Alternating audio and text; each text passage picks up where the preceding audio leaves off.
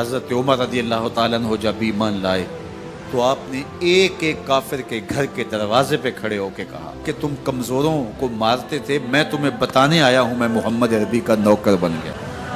بلکہ آپ نے اعلان کیا جس نے اپنی بیوی کو بیوہ اور بچوں کو یتیم کروانا ہو اور اپنے ماں باپ کی کمر کو جھکانا ہو وہ عمر کے مقابلے میں آئے۔ اللہ اکبر۔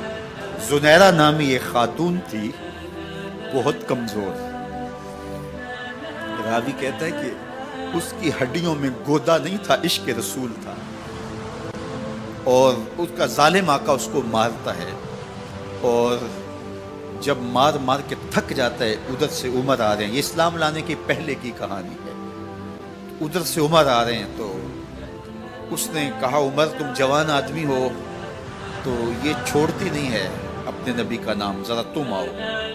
عمر کوڑا پکڑ لیتے ہیں، اسے مارتے مارتے مارتے تھک جاتے ہیں تو پانی پینے لگتے ہیں، تو کہتے ہیں مجھے تیرے پہ ترس نہیں آیا لیکن میں ذرا پانی پینے لگا ہوں، اور پھر گلے کے اندر ڈال کر کے کوڑا اور اس کی رسی کو بل دیتے ہیں اور اس کی آنکھیں باہر نکل آتی ہیں اور کہتے ہیں بلا اپنے نبی کو جو تیری آنکھوں کی بینائی واپس کرے۔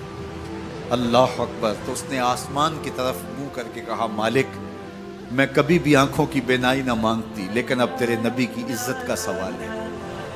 آنکھوں کی بینائی واپس ہو جاتی ہے۔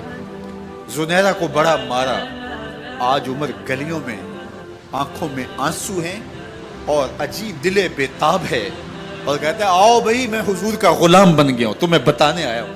زنیرہ نے موڑ کاٹا تو آگے عمر یہ آواز دے رہے تھے۔ زنیرہ ایک کونے پہ کھڑے ہو کے رو کے کہتی ہے عمر تم تو بڑے اس دن جوش و غضب میں تھے اور تم مارتے ہوئے تھکتے نہیں تھے۔ تو عمر نے کہا زنیرہ اس دن میں نے دیکھا نہیں تھا، اب میں محمد عربی کو دیکھ آیا ہوں۔ جنہ ویکھیا نہیں ہو کرن گلاں، جنہ ویکھیا نہیں ہو کرن گلاں، جنہ ویکھیا ہو تے بول دے، جڑے محرم راز حقیقت دے اور راز حقیقت کھول دے۔ تو حضرت عمر رضی اللہ تعالیٰ عنہ ایمان لائے۔ حضرت عبداللہ ابن مسعود رضی اللہ تعالیٰ عنہ فرماتے ہیں کہ حضرت عمر کا ایمان لانا مسلمانوں کے لیے عزت کا سبب تھا، ان کا ہجرت کرنا مسلمانوں کی نصرت تھی اور ان کی خلافت مسلمانوں کے لیے رحمت تھی۔ حضرت عمر رضی اللہ تعالیٰ عنہ وہ ہیں کہ میرے حضور نے فرمایا لوگوں جب نیک لوگوں کا ذکر کرو تو میرے عمر کا تذکرہ ضرور کیا کرو۔ میرا عمر وہ ہے کہ جب وہ ایک سمت سے آ رہا ہو، ایک گلی اور بازار سے آ رہا ہو تو شیطان بھی آ رہا ہو، عمر کو دیکھ کے راستہ تبدیل کر لیتا ہے۔ حضرت عمر رضی اللہ تعالی عنہ کی طبیعت کے اندر جو جاہ و جلال تھا، طبیعت کے اندر جو سختی تھی، وہ اسلام کے اندر آ کر بھی قائم رہی، اور آپ نے وہی سختی، وہی جاہ و جلال جو پہلے مسلمانوں کے خلاف تھا، اب کفار کے خلاف، منافقین کے خلاف حضرت عمر کی طبیعت کے اندر وہ جوش و خروش بدستور موجود ہے۔ لیکن جس دن آپ خلیفہ بنے تو اس دن آپ نے ممبر پہ چڑھ کے جو خطبہ دیا اس میں کہا لوگوں میں سخت اس لیے تھا کہ رسول اللہ نرم تھے، پھر میں سخت اس لیے تھا کہ حضرت ابو بکر صدیق نرم تھے، اب میں تخت خلافت پہ بیٹھا ہوں، اب میری سختی جو ہے وہ نرمی میں تبدیل ہو گئی، صرف فاسقوں، فاجروں اور باغیوں کے لیے میں سخت ہوں، باقی تمہارے لیے نرم ہوں۔ سب سے کم جو تنخواہ بیت المال سے اگر کسی وجود نے لی ہے تو وہ حضرت عمر رضی اللہ تعالیٰ عنہ نے، صرف 2 جوڑے لیتے تھے سال میں، اور راوی کہتا ہے کہ میں نے دیکھا ہے کہ اس میں بھی 17 پیوند لگے ہوتے تھے۔ حضرت عمر رضی اللہ تعالیٰ عنہ کا طرز زندگی، آپ کا انداز معاشرت اور آپ کا انداز خلافت، ہر لمحہ آپ کی زندگی کا اٹھا کے دیکھیے کتنی مرتبہ قرآن حضرت عمر کی رائے کے مطابق نازل ہے۔ اللہ تعالیٰ جل شانہ نے ان کو صاحب الہام بنایا تھا۔ ہر امت میں کوئی صاحب الہام ہوتا ہے، حضور کی امت کا صاحب الہام حضرت عمر رضی اللہ تعالیٰ، اور آقا کریم نے انہیں اپنا وزیر قرار دیا، فرمایا میرے 2 وزیر آسمانوں میں ہیں، 2 وزیر زمینوں میں ہیں، آسمانوں کے وزیر جبرائیل اور میکائیل ہیں اور زمین کے وزیر ابو بکر اور عمر رضی اللہ تعالی عنہما۔ ایک دن حضرت عمر بیٹھ کے رو رہے تھے تو کسی نے کہا حضرت رو کیوں رہے ہیں؟ فرمایا کہ میں اس لیے رو رہا ہوں کہ فلاں پل سے بکریاں گزری ہیں، تو پل کے اندر شکستگی تھی، ٹوٹا ہوا تھا پل درمیان میں، اس میں ایک بکری کی ٹانگ ٹوٹ گئی ہے۔ تو میں ڈرتا ہوں کہ میرا رب یہ نہ پوچھے کہ عمر تو نے پل صحیح تعمیر نہیں کروائے تھے کہ ایک بکری کی ٹانگ کیوں ٹوٹی ہے۔ یہ ہیں حضرت عمر رضی اللہ تعالی عنہ۔ اللہ اکبر۔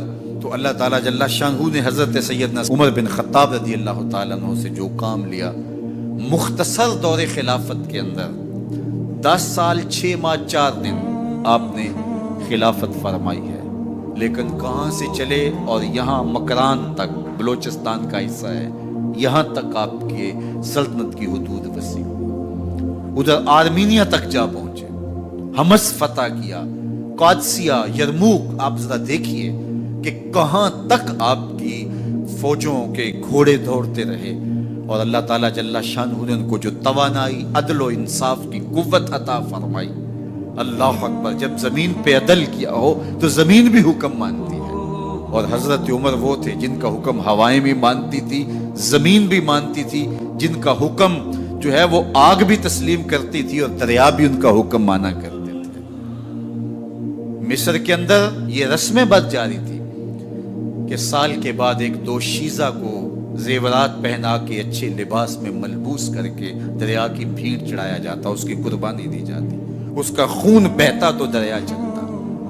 جب مسلمانوں نے مصر فتح کیا تو گورنر نے لکھا کہ اسلام تو اس طرح کی رسوم کی اجازت نہیں دیتا، لیکن خشک سالی ہے، لوگوں کی فصلیں ویران پڑی ہے، تو حضرت کیا کیا جائے؟ تو حضرت عمر رضی اللہ تعالیٰ عنہ کاغذ کے ٹکڑے پہ لکھتے ہیں بسم اللہ الرحمن الرحیم، مصر کے نیل کی جانب عمر کا خط لکھتے ہیں، اے نیل اگر تو اللہ کے حکم سے چلا کرتا ہے تو چل، ورنہ ہمیں تیرے چلنے کی کوئی حاجت نہیں ہے۔ اور قاصد کو کہا یہ خط لے جاؤ اور جا کے دریائے نیل میں پھینک دو۔ قاصد جا کے خط دریائے نیل میں پھینک دیتا ہے، پانی آتا ہے، ایسا دریائے نیل چلا 14 صدیاں ہوئی ہیں آج تک کبھی بند ہی نہیں ہوا۔ دریا حکم مانتے ہیں، آگ نکلتی ہے، لوگ حضرت عمر رضی اللہ تعالی عنہ کے پاس آئے، حضرت لاوا پھوٹا ہے، آگ نکل رہی ہے اور مدینے کی طرف بڑھ رہی ہے، اب کیا کیا جائے؟ فائر بریگیڈ تو زمانے میں تھی نہیں۔ عمر نے اپنی قمیض اتاری، جس قمیض پہ 17 پیوند لگے ہوئے تھے چمڑے کے، کہا یہ قمیض لے جاؤ، جدھر آگ بڑھ رہی ہے آگے ڈھالنا، آگ پیچھے بھاگ جائے گی۔ زلزلہ آتا ہے تو زمین پہ درہ مارتے ہیں، زمین رک جا، کیا عمر نے تیری چھاتی پہ عدل نہیں کیا ہے؟ تو یہ عمر ہیں رضی اللہ تعالی عنہ کہ جن کے انصاف کی وجہ سے، جن کے عدل کی وجہ سے اللہ تعالیٰ کی رحمات، اس کی برکات کا نزول ہوتا تھا، اور اللہ تعالیٰ نے مسلمانوں کو وہ آبرو مند حکومت دی۔ کائنات کی تاریخ کے اندر ایسی حکومت آپ نے نہیں دیکھی ہوگی جو حضرت عمر نے حکومت کی ہے۔ اللہ اکبر۔ فرمایا فرات کے کنارے پہ ایک کتا بھی پیاسا مر گیا تو اس کا حساب بھی عمر سے ہوگا۔ باہر سے سفیر آتا ہے اور آ کے پوچھتا ہے کہ میں امیر المومنین کے، مسلمانوں کے حکمران کے محل میں جانا ہے، تو مسکرا کے کہتے ہیں ہمارے امیر کا تو کوئی محل نہیں ہے۔ کہا کہاں ہے؟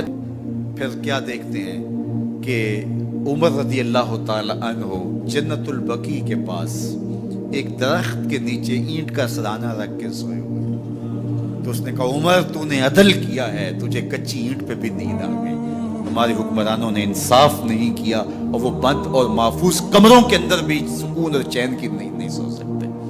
حضرت سیدنا عمر رضی اللہ تعالیٰ عنہ نے اس طرح ان امور سلطنت نبھائے۔